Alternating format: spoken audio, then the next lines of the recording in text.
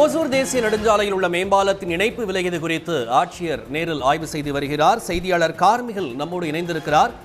கார்மிகில், எப்படி இந்த விலகலானது ஏற்பட்டிருக்கிறது? அங்கே ஆட்சியர் ஆய்வு செய்து வருவதை நாம் பார்க்கிறோம். விவரங்கள் என்ன?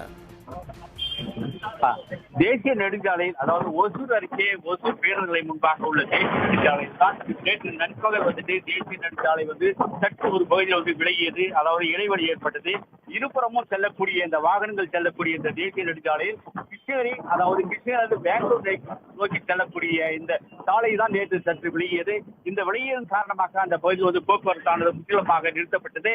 போக்குவரத்து நிறுத்தப்பட்டதால் இந்த போக்குவரத்தை அதாவது மாற்றுப்பாதையில் சர்வீஸ் சாலையில் கிருஷ்ணகிரிலிருந்து வரக்கூடிய வாகனங்கள் முழுவதுமாக சர்வீஸ் சாலையில் இயக்கப்பட்டது. இந்த சர்வீஸ் சாலையில் இயக்கப்பட்டதால் சிறிது நேரம் போக்குவரத்தும் தடையப்பட்டது. இதை கருத்தில் கொண்டு மாவட்ட நிர்வாகம் அவுட்டர் ரிங் ரோடு, அதாவது வெளிவட்ட சாலையில் வாகனங்கள் கனரக வாகனங்களை அனுப்பி வைத்தனர். இதனால் போக்குவரத்து ஓரளவு சற்று குறைந்தது.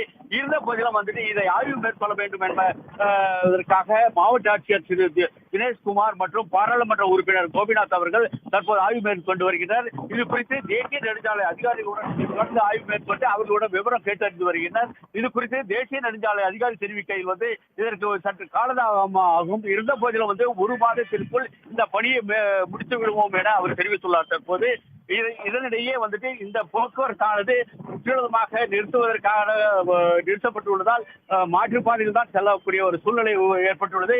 ஆனால் தொடர்ந்து பெங்களூர் கிருஷ்ணகிரி நோக்கி செல்லக்கூடிய பேருந்துகள் அனைத்தும் வாகனங்கள் அனைத்தும் தற்போது இயக்கப்பட்டு வருகிறது. விவரங்களுக்கு நன்றி கார்முகில்.